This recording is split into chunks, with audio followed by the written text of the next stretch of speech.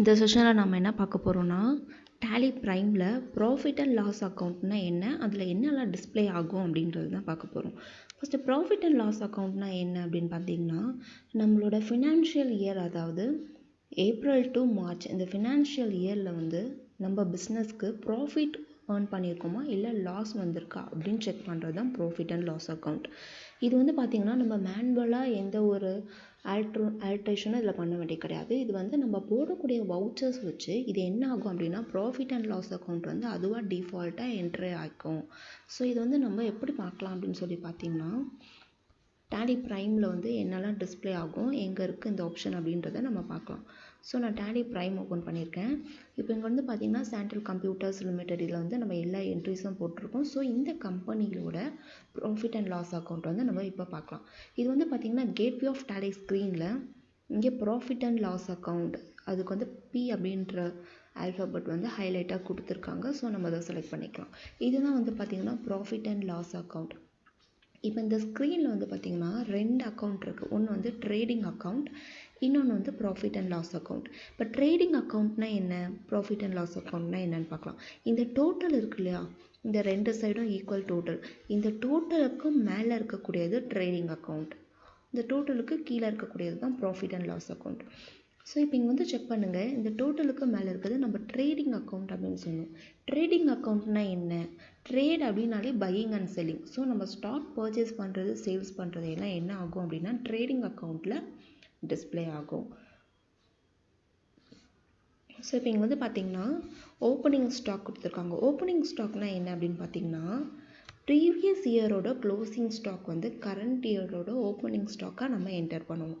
So நம்ம இப்போ இங்கே வந்து பார்த்திங்கன்னா நம்ம இந்த கம்பெனி, அதாவது சாண்டல் கம்ப்யூட்டர்ஸ் லிமிடெட் அப்படின்ற கம்பெனி வந்து நம்ம என்ன பண்ணோம்னா க்ரியேட் பண்ணதுலேருந்து நம்ம எல்லா என்ட்ரிஸும் போட்டுருவோம். ஸோ இது ஃப்ரெஷ்ஷாக நம்ம போட்டதுனால என்ன பண்ணியிருக்கோம் அப்படின்னா ப்ரீவியஸ் இயர் வந்து நம்ம எதுவும் அதுக்கான பேலன்ஸ் எல்லாம் நம்ம எதுவும் போடலை.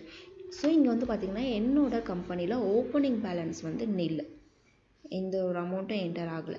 தென் பர்ச்சேஸ் அக்கௌண்ட் வந்து என்டர் ஆகியிருக்கு இல்லையா, அந்த பர்ச்சேஸ் அக்கௌண்ட்டை எப்படி என்டர் ஆகியிருக்கு, இந்த அமௌண்ட் எப்படி வந்திருக்கு அப்படின்னு சொல்லி பார்த்திங்கன்னா, இந்த இயரில் நம்ம பண்ணக்கூடிய பர்ச்சேஸ். ஸோ இங்கே வந்து பார்த்திங்கன்னா 13,83,225 அமௌண்ட்டுக்கு வந்து நம்ம பர்ச்சேஸ் பண்ணியிருக்கோம். ஸோ இதில் வந்து பார்த்திங்கன்னா 700 ருபீஸ்க்கான ஸ்டாக் வந்து என்ன பண்ணியிருக்கோம்னா நம்மளோட சப்ளையருக்கே ரிட்டர்ன் பண்ணியிருக்கோம். எதனாலனா நம்ம டெபிட் நோட் போட்டு ரிட்டர்ன் பண்ணியிருக்கோம். இந்த டெபிட் நோட் எதுக்காக போடுவோம்னு பார்த்திங்கன்னா, அந்த டேமேஜ் ஸ்டாக்கை வந்து நம்மளோட சப்ளையருக்கு நம்ம ரிட்டர்ன் பண்ணுவோம். ஸோ அது ரிட்டர்ன் பண்ணதுனால இங்கே வந்து ப்ராஃபிட் அண்ட் லாஸ் அக்கௌண்ட்டில் எப்படி என்டர் ஆகும் அப்படின்னு பார்த்திங்கன்னா, பர்ச்சேஸ் பண்ண அமௌண்ட்லேருந்து நம்ம ரிட்டர்ன் பண்ண அமௌண்ட், அதாவது ஸ்டாக்கை ரிட்டர்ன் பண்ண ஸ்டாக்குக்கான அமௌண்ட்டை ரெடியூஸ் பண்ணிவிட்டு பேலன்ஸ் உள்ள அமௌண்ட்டு தான் வந்து ப்ராஃபிட் அண்ட் லாஸ் அக்கௌண்ட்டில் பர்ச்சேஸ் அக்கௌண்ட்டில் என்ட்ரி ஆகும். இப்போ இங்கே வந்து பார்த்திங்கன்னா 13,83,225 இருக்குது. இதில் வந்து இந்த 700, அதாவது நம்ம டெபிட் நோட் போட்டிருப்போம், ஸ்டாக் வந்து ரிட்டர்ன் பண்ணியிருப்போம். இந்த ரிட்டர்ன் ஆன ஸ்டாக்கை நம்ம மைனஸ் பண்ணினா ஒரு அமௌண்ட் வரும் இல்லையா, அந்த அமௌண்ட்டு தான் என்ன ஆகும் அப்படின்னு பார்த்திங்கன்னா இங்கே பர்ச்சேஸ் அக்கௌண்ட்டில் டிஸ்ப்ளே ஆகும். ஸோ இங்கே வந்து பார்த்திங்கன்னா நம்ம ப்ரீவியஸாக பர்ச்சேஸ் அக்கௌண்ட்டில் 13,83,225 இருந்துச்சு. 700 வந்து நம்ம ரெடியூஸ் ஆகிட்டு பேலன்ஸ் உள்ள அமௌண்ட் இங்கே டிஸ்ப்ளே ஆகும். அதே மாதிரி ரைட் ஹேண்ட் சைடு வந்து பார்த்திங்கன்னா சேல்ஸ் அக்கௌண்ட். இது வந்து பார்த்திங்கன்னா டோட்டலாக நம்ம பண்ணக்கூடிய சேல்ஸ். ஸோ இங்கே வந்து நான் சேல்ஸ் ஓப்பன் பண்ணுறேன். சேல்ஸ் வந்து பார்த்திங்கன்னா, ஸோ நான் மறுபடியும் என்டர் கொடுக்குறேன். இங்கே வந்து பார்த்திங்கன்னா நம்ம சேல்ஸ் ரெஜிஸ்டர் வந்து டிஸ்ப்ளே ஆகும். எந்தெந்த மந்தில் என்ன அமௌண்ட்டுக்கு சேல்ஸ் பண்ணியிருக்கோம் அப்படின்றத செக் பண்ணிக்கலாம். ஸோ 15,63,100 இந்த அமௌண்ட்டுக்கு வந்து நம்ம சேல்ஸ் பண்ணியிருக்கோம் நம்மளோட கஸ்டமர்ஸ்க்கு. ஸோ இதில் வந்து பார்த்திங்கன்னா சேல்ஸ் ரிட்டர்ன் வந்து பார்த்திங்கன்னா 760 ருபீஸ்க்கு வந்து ஸ்டாக் வந்து நமக்கே ரிட்டர்ன் ஆகிருக்கு, நம்மளோட கஸ்டமர்கிட்ட வந்து நமக்கே ரிட்டர்ன் ஆகியிருக்கு. ஸோ இந்த அமௌண்ட்டை மைனஸ் பண்ணிவிட்டு பேலன்ஸ் உள்ள அமௌண்ட் இங்கே ஸ்டாக்கில் டிஸ்ப்ளே ஆகும், அதாவது ப்ராஃபிட் அண்ட் லாஸ் அக்கௌண்ட்டில் சேல்ஸ் அக்கௌண்ட்டில் டிஸ்ப்ளே ஆகும். தென் க்ளோசிங் ஸ்டாக்னால் என்ன அப்படின்னு சொல்லி பார்த்திங்கன்னா, நம்ம ஃபார் எக்ஸாம்பிள் ஒரு 100 நம்பர்ஸ் ஆஃப் மவுஸ் வந்து பர்ச்சேஸ் பண்ணியிருக்கோம், அதில் வந்து ஒரு 50 நம்பர்ஸ் வந்து நம்ம கஸ்டமருக்கு சேல்ஸ் பண்ணியாச்சு அப்படின்னா இந்த பேலன்ஸ் ஸ்டாக் இருக்கு இல்லையா 50 நம்பர்ஸ், அது வந்து நம்மளோட ஸ்டாக் இன் ஹேண்ட். ஸோ நம்ம பர்ச்சேஸ் சேல்ஸ் பண்ணதுக்கப்புறமா நம்மக்கிட்ட பேலன்ஸ் ஸ்டாக் நம்மக்கிட்ட இருக்குது, ஸ்டாக் இன் ஹேண்ட் இருக்குது அப்படின்னா அதை க்ளோசிங் ஸ்டாக் அப்படின்னு என்டர் பண்ணுவோம். ஸோ இது வந்து நான் என்டர் கொடுக்குறேன். இங்கே வந்து பார்த்திங்கன்னா நம்மளோட ஸ்டாக் சம்மரி வந்து டிஸ்ப்ளே ஆகும். ஸோ நம்மக்கிட்ட கீபோர்டு எவ்வளோ நம்பர்ஸ் இருக்குது, மானிட்டர் எத்தனை நம்பர்ஸ் இருக்குது, மவுஸ் எத்தனை நம்பர்ஸ் இருக்குது, இதோட டோட்டல் வேல்யூ இருக்கு இல்லையா, அந்த வேல்யூ தான் என்னென்னா இந்த 2,78,729 இந்த அமௌண்ட்டு தான் என்ன ஆகும்னா இந்த க்ளோசிங் ஸ்டாக்கில் டிஸ்பிளே ஆகும். ஸோ இதுதான் வந்து என்னென்னு பார்த்தீங்கன்னா ட்ரேடிங் அக்கௌண்ட். இந்த ட்ரேடிங் அக்கௌண்ட்லேருந்து நமக்கு கிடைக்கக்கூடிய ப்ராஃபிட் தான் என்ன அப்படின்னா கிராஸ் ப்ராஃபிட் அப்படின்னு சொல்லுவாங்க. இந்த கிராஸ் ப்ராஃபிட்னா என்ன அப்படின்னா ஜஸ்ட்டு நம்ம பர்ச்சேஸ் பண்ண ஸ்டாக் தென் சேல்ஸ் பண்ண ஸ்டாக் வச்சு நமக்கு கிடைக்கக்கூடிய ப்ராஃபிட் தான் வந்து கிராஸ் ப்ராஃபிட். இது வந்து நெட் ப்ராஃபிட் கிடையாது. இது ட்ரேடிங் அக்கௌண்ட்டில் கிராஸ் ப்ராஃபிட் தான் கேல்குலேட் பண்ணுவாங்க. ஸோ இது வந்து எப்படி கேல்குலேட் பண்ணுவாங்க அப்படின்னு சொல்லி பார்த்தீங்கன்னா இதுக்கு வந்து ஃபார்முலா இருக்குது. அதாவது gross profit equal to cost of sales minus purchase. இப்போ நான் இங்கே வந்து ஃபார்முலா கொடுத்துருக்கேன். ஸோ இங்கே வந்து பார்த்தீங்கன்னா gross profit equal to cost of sales minus purchase. இங்கே வந்து நான் ஒரு புரியாமல் கொடுத்துருக்கேன். அதாவது என்னென்னா sales plus closing stock minus purchase equal to gross profit அப்படின்னு கொடுத்துருக்கேன். இப்போ இங்கே வந்து நோட் பண்ணுங்கள், sales amount plus closing stock இந்த ரெண்டு அமௌண்ட்டும் ஆட் ஆன அமௌண்ட் டோட்டல் அமௌண்ட் தான் இங்கே கொடுத்துருக்காங்க.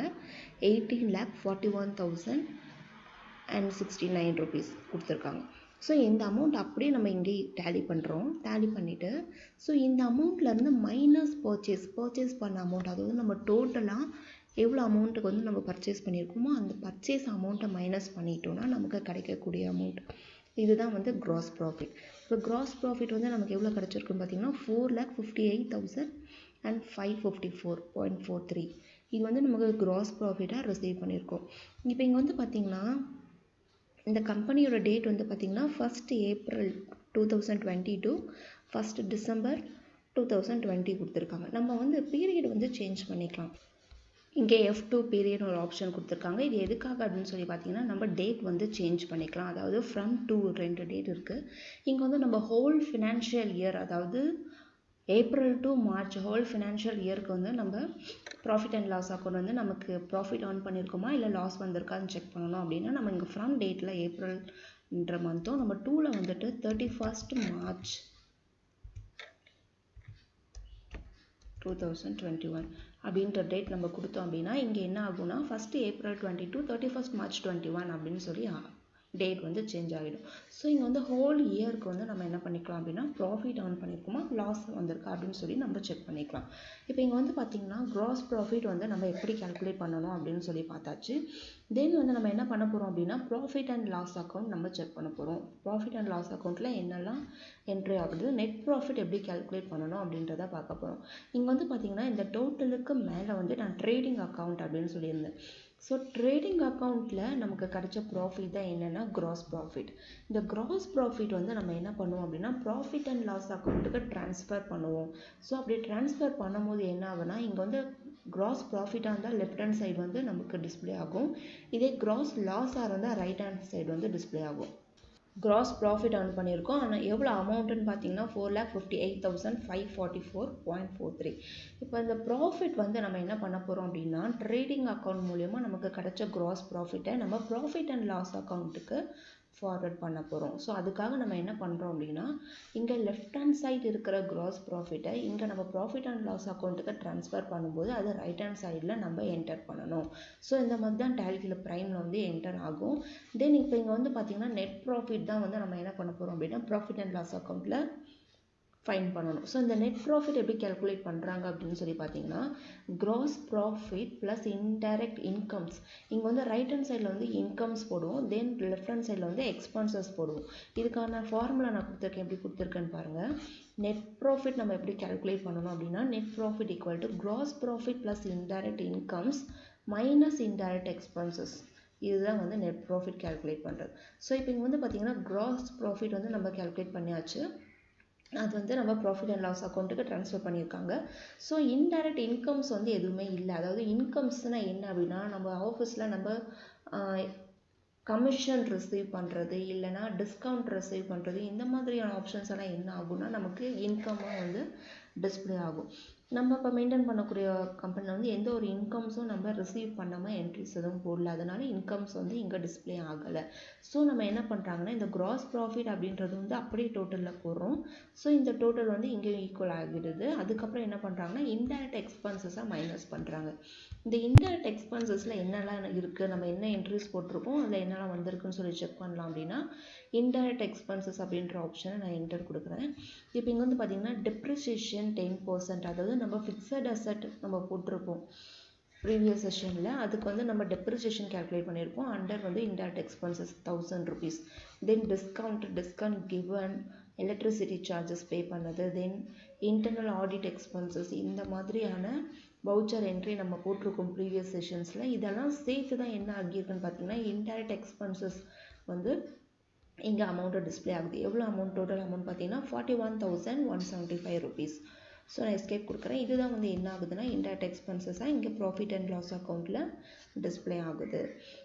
ஓகே, இப்போ வந்து இங்கே என்ன ஃபார்முலா கொடுத்துருக்கோம், எப்படி கால்குலேட் ஆகியிருக்கு அப்படின்னு பார்த்தீங்கன்னா gross profit minus indirect expenses equal to net profit. So net profit வந்து நமக்கு எவ்வளோ கிடச்சிருக்குன்னு பார்த்தீங்கன்னா 4,17,369.43 rupees வந்து நமக்கு ப்ராஃபிட்டாக நம்ம earn பண்ணியிருக்கோம். ஸோ இதெல்லாம் தான் வந்து என்ன ஆகும்னா ப்ராஃபிட் அண்ட் லாஸ் அக்கௌண்ட்டில் டிஸ்பிளே ஆகும். வவுச்சர்ஸ் வந்து நம்ம என்ட்ரி பண்ணும் போதே ரொம்ப கரெக்டாக பண்ணணும். ஸோ அங்கே மிஸ்டேக் பண்ணோம் அப்படின்னா ப்ராஃபிட் அண்ட் லாஸ் அக்கௌண்ட்டில் கண்டிப்பாக எஃபெக்ட் ஆகும். ஸோ நம்ம போடக்கூடிய வவுச்சர்ஸ் வந்து ரொம்ப கேர்ஃபுல்லாக கரெக்டான இன்ஃபர்மேஷன்ஸில் நம்ம போடணும். இந்த ப்ராஃபிட் அண்ட் லாஸ் அக்கௌண்ட்டை பொறுத்த வரைக்கும் நம்ம எந்த ஒரு மேனுவலாக எந்த ஒரு என்ட்ரிஸும் நம்ம இதில் நம்ம சேஞ்சஸ் பண்ண முடியாது. ஸோ நம்ம போடக்கூடிய என்ட்ரிஸ்லேருந்து தான் இங்கே வந்து அமௌண்ட் எல்லாமே டிஸ்பிளே ஆகும் டிஃபால்ட்டாக. ஸோ நம்ம இது மூலியமாக நம்ம என்ன பண்ணிக்கலாம்னா நம்ம இந்த ஃபினான்ஷியல் இயரில் ப்ராஃபிட் நமக்கு earn பண்ணியிருக்கோமா இல்லை லாஸ் ஆயிருக்கா அப்படின்னு சொல்லி நம்ம செக் பண்ணிக்கலாம்.